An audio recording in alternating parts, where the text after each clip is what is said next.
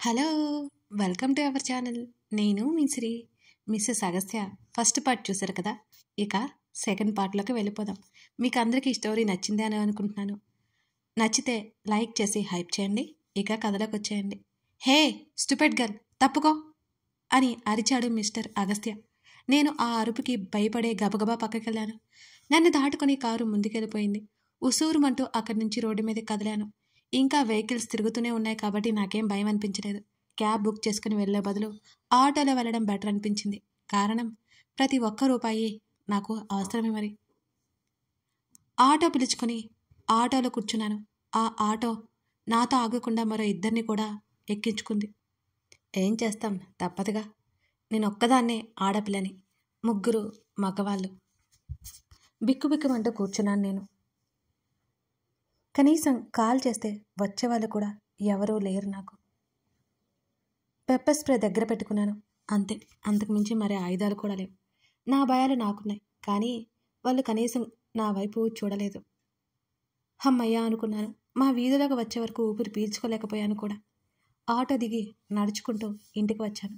ఇల్లంటే పెద్ద ఇల్లేం కాదు, single bedroom portion అది. అది కూడా చాలా చాలా చిన్న ఇల్లు. ఇంటికి వచ్చేసరికి ఎక్కడా లేని నీరసం వచ్చేసింది. హాల్లో ఉన్న చిన్న సోఫాలో పడిపోయాను. మరో 10 నిమిషాల తర్వాత గబగబా కిచెన్లోకి వెళ్ళి బియ్యం కడిగి పెట్టుకొని ఆలు ఫ్రై చేసుకున్నాను. తర్వాత ఫ్రెష్ అయ్యి బెడ్ మీద వాలిపోయాను. హాస్పిటల్కి కాల్ చేసి మా డాడీ ఎలా ఉన్నారో కనుక్కున్నాను.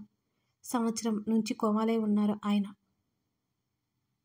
మా డాడీకి యాక్సిడెంట్ జరిగింది. అలా అవ్వకపోతే ఈరోజు నా పరిస్థితి ఇలా ఉండేది కాదు. యువరాణిలాగా పుట్టి పెరిగిన నేను ఇప్పుడు మామూలు అమ్మాయిలాగా బ్రతుకుతున్నాను. అయినా నేను కృంగిపోను. మా డాడీ ఇచ్చిన ధైర్యం నాతోనే ఉంది. నాకు వచ్చే శాలరీలో సగం డాడీ ట్రీట్మెంట్ కోసం, సగంలో సగం నా ఖర్చుల కోసం, మరో సగం నా సేవింగ్స్ అన్నమాట. అన్నిటినీ పర్ఫెక్ట్గా మేనేజ్ చేసుకుంటూ వస్తున్నాను ఇప్పటివరకు. ఒక్క విషయంలో మా బాస్ని నేను మెచ్చుకోకుండా ఉండలేను. నా పనికి తగ్గట్టు నాకు జీతం ఇస్తాడు.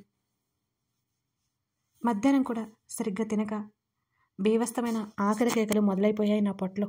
ఇంట్లో టీవీలు లాంటివి ఏం లేవు కాబట్టి సిస్టంలో మూవీ పెట్టుకొని భోజనం పెట్టుకొని మూవీ చూస్తూ భోజనం చేయసాగాను నేను. ఇలా తింటున్నప్పుడు మా బాస్ నుంచి వీడియో కాల్ వచ్చింది నాకు. నిజానికి తను ఎప్పుడూ నాకు వీడియో కాల్ చేయలేదు. ఎందుకు చేస్తున్నాడో నాకైతే అర్థం అవ్వక త్వరగా లిఫ్ట్ చేశాను. వేళ్ళకు ఉన్న అన్నం మెతుకులు చీకుతూ మా బాస్ వైపు చూశాను. నా వైపు అదోలా చూడ్డంతో వెంటనే చేతులు కిందకు దించేసి తన వైపు చూశాను, ఏంటి అన్నట్టుగా. తన చూపులు ఎప్పటిలాగే కోపంగా ఉన్నాయి నా వైపు. సార్ కాల్ చేశారు ఏంటి సార్ అని అడిగాను నేను అయోమయంగానే. బాస్ నాకు కాల్ చేయడం అంటే ఏంటి? నా లంచ్ బాక్స్ ఏమైంది అని అడిగాడు. మీ క్యాబిన్లోనే పెట్టాను కదా అని నిజాయితీగా చెప్పాను నేను. నేను ఆ స్టీల్ బాక్సుల గురించి మాట్లాడట్లేదు, లోపల ఉన్న ఫుడ్ గురించి ఏమైంది అని అంటున్నాను అని అన్నాడు తను. మీరు ఖాళీ చేయమన్నారు, చేశాను అని వినయంగా బదులిచ్చాను నేను. అతి తెలివి చూపించొద్దు అని అన్నాడు చిరాగ్గా. నా మీద పగబట్టి వచ్చాడు రాక్షసుడు అని 4 లోపల తిట్టుకొని, సార్ మీరెందుకు నా మీద అరుస్తున్నారు? మీ బాక్స్ ఖాళీ చేయమన్నారు, చేశాను. ఇందులో నా తప్పేముంది అని అడిగాను నేను. నీకు ఇచ్చిన పనిష్మెంట్ ఏంటి అని నిప్పులు కురిపించే కళ్ళతో నన్ను చూశాడు. సార్ నాకు ఆకలి లేదు, నేను తినలేదు. నా మీద మీ ఇష్టాలు రుద్రం ఏంటి? అయినా మీ బాక్స్ నేనెందుకు తినాలి అని చివర్లో ఈసారి అరిచాను నేను కోపంగా.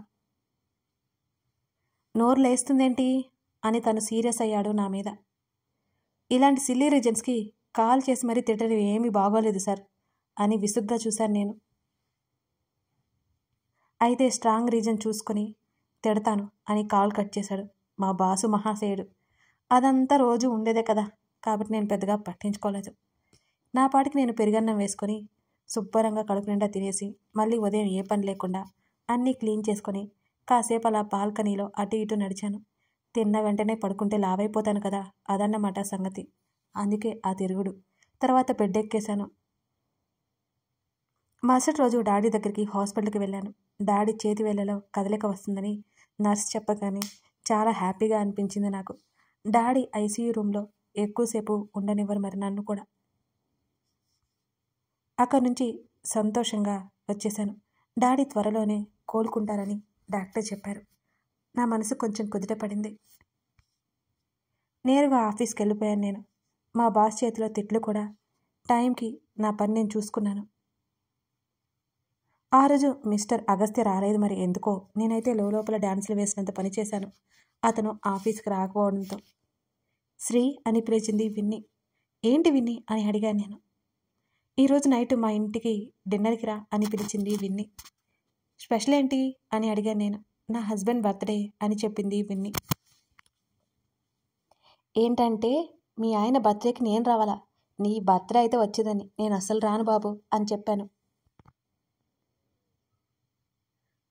ప్లీజ్ ప్లీజ్ ప్లీజ్ రావచ్చు కదే అంటూ విన్ని ఎంత బ్రతిమల్లా నేనైతే అసలు వెళ్ళనే లేదు.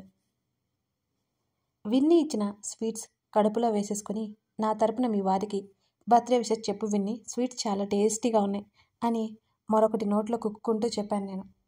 దుర్మార్గురాలా అని తిట్టింది విన్ని ఇంటికి రానందుకు. నీకు తెలుసు కదా విన్ని, ప్లీజ్ నన్ను ఇబ్బంది పెట్టద్దు.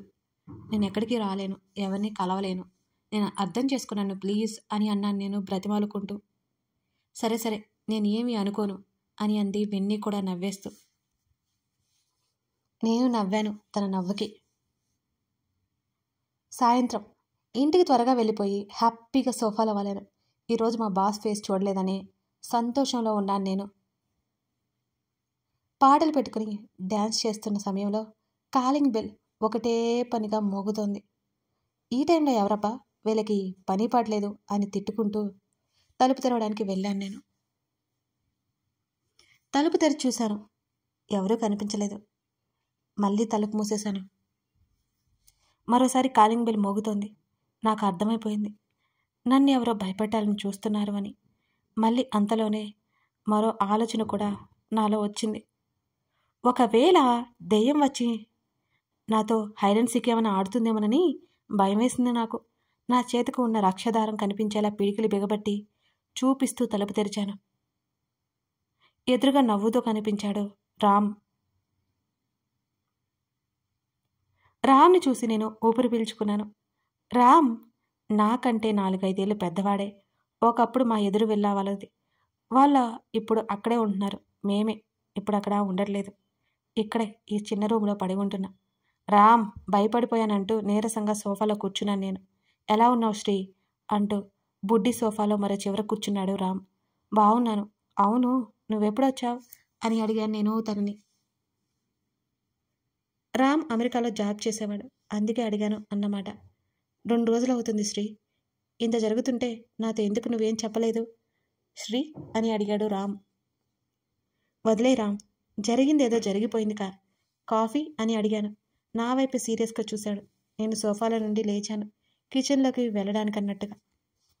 నా చేతిని పట్టుకున్నాడు రామ్. వెనక్కి తిరిగి చూశాను నేను రామ్ వంక. మాట్లాడవేంటి శ్రీ, ఇదంతా ఏంటి, ఎందుకు చెప్పలేదు నాకు? ఒక్క మాట చెప్తే ఏమయ్యేది? నువ్వు ఇంత చిన్న ఇంట్లో అది ఒంటరిగా ఉంటున్నావా అని బాధగా అడిగాడు రామ్ నా వంకే చూస్తూ. రామ్ చేతి నుండి నా చేతిని విడిపించుకున్నాను సున్నితంగా. రామ్ ప్లీజ్ జాలి చూపించకు, నాలో ధైర్యం చచ్చిపోతుంది. నేను చాలా హ్యాపీగా ఉన్నాను. మా డాడీ కూడా త్వరలోనే కోలుకుంటారని డాక్టర్ కూడా చెప్పారు. నాకేం ప్రాబ్లం లేదు. నేనేం కష్టాల్లో కూడా లేను. పొదుపుగా ఉంటున్నాను, పొదుపుగా బ్రతుకుతున్నాను అంతే. విచ్చలుడిగా ఖర్చు పెట్టడం నాకు ఎలా అయితే వచ్చో పొదుపుగా బ్రతకడం కూడా బాగా వచ్చు. నాకు ఇవన్నీ ఎప్పుడో మా డాడీ నేర్పించారు. నువ్వు నా క్షేమం కనుక్కోవడానికి వస్తే నేను సంతోషిస్తాను. నాకు ఏదో సాయం చేయాలని మాత్రం రావద్దు ప్లీజ్, ఇంకెప్పుడు రావద్దు అనే చెప్తాను నేను అని అన్నాను సీరియస్గా రామ్తో. ఇంకేం మాట్లాడలేదు రామ్. రేపు బయటికి వెళ్దామా అని అడిగాడు. ఆఫీస్ ఉంది, కుదరదు ప్లీజ్ రామ్, అర్థం చేసుకో అన్నాను నేను. నువ్వు కూడా అర్థం చేసుకో శ్రీ, రేపు లంచ్కి వెళ్తున్నాం.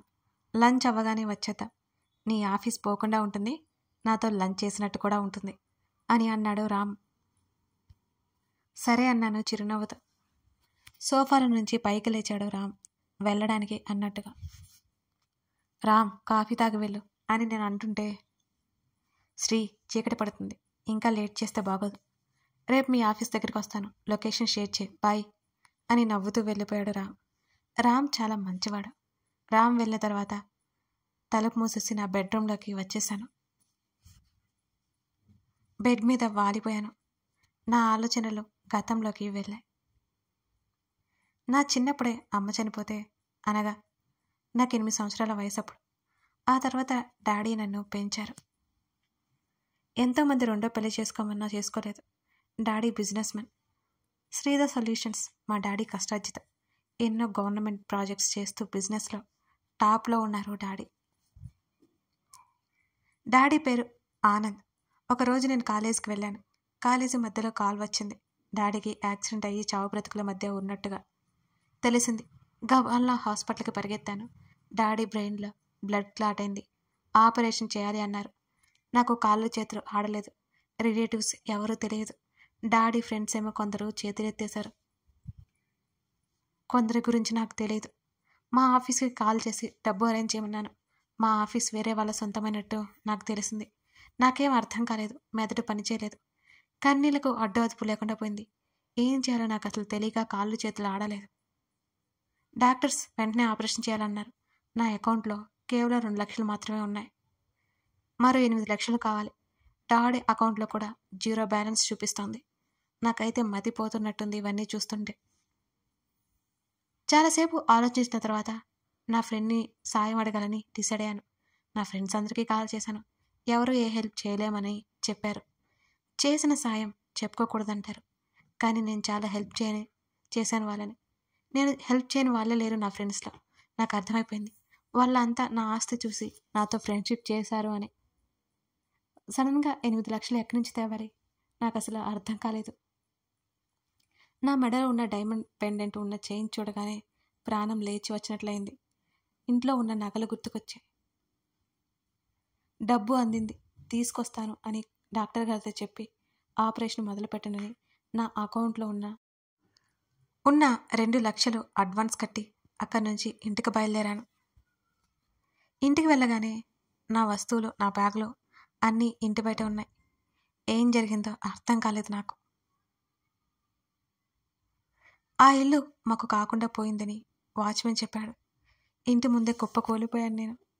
ఎంతగా ఏడ్చానో నాకే తెలుసు. ఆ ఇంట్లో ఉన్న వాళ్ళని మా అమ్మ నగలు నా నగలు ఇవ్వమని మాత్రం బ్రతిమాలుకున్నాను. అవన్నీ ఇన్కమ్ ట్యాక్స్ వాళ్ళు పట్టుకుపోయారని నాకు చెప్పారు. ఏ ఆధారం లేక మా డాడీని ఎలా విడిపించుకోవాలో బ్రతికించుకోవాలో అర్థం కాక దిక్కు తోచని పరిస్థితుల్లో ఉన్నాను నేను. నా చిన్నప్పటి నుంచి మా ఇంట్లో పనిచేసే రమణమ్మ నన్ను ఓదార్చింది. మందులకు ఉంటాయని 10,000 రూపాయలు ఇచ్చింది. నేను వద్దు అని తిరిగి ఇచ్చేశాను. నా మెడలో ఉన్న ప్లాటినం డైమండ్ చైన్ అమ్మేయాలని డిసైడ్ అయిపోయాను. రమణమ్మని తీసుకుని షాప్కి వెళ్ళాను. నా ఒంటి మీద ఉన్న ప్లాటినం మొత్తం ఇచ్చేశాను. 10 లక్షలు వచ్చాయి. డాడీ ఆపరేషన్ సవ్యంగా జరిగింది. నా పరిస్థితి తెలిసి 6 లక్షలు మాత్రమే కట్టించుకొని మిగతావి తీసుకోలేదు డాక్టర్ గారు. అయినా మా డాడీకి ఫ్రెండ్ కావడంతో ఆ రోజు నుంచి ఐసీయూలోనే ఉన్నారు డాడీ. డాడీ దగ్గరే ఉన్నాను. కనీసం కాలేజీకి పోవడానికి కూడా కుదరలేదు నాకు. అప్పుడే నా ఎంబీఏ ఫైనల్ ఎగ్జామ్స్ జరుగుతున్నాయి. ఫస్ట్ ఎగ్జామ్స్ మిస్ అయింది. ఆ తర్వాత రోజు నుంచి మిగతా ఎగ్జామ్స్ అన్నీ అటెండ్ అయిపోయాను నేను.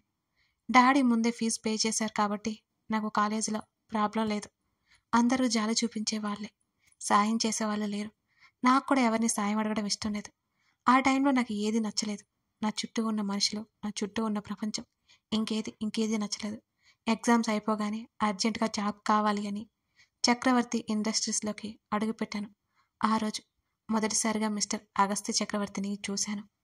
కథ కొనసాగుతోంది. కథ నచ్చితే లైక్ చేసి కామెంట్ చేయండి.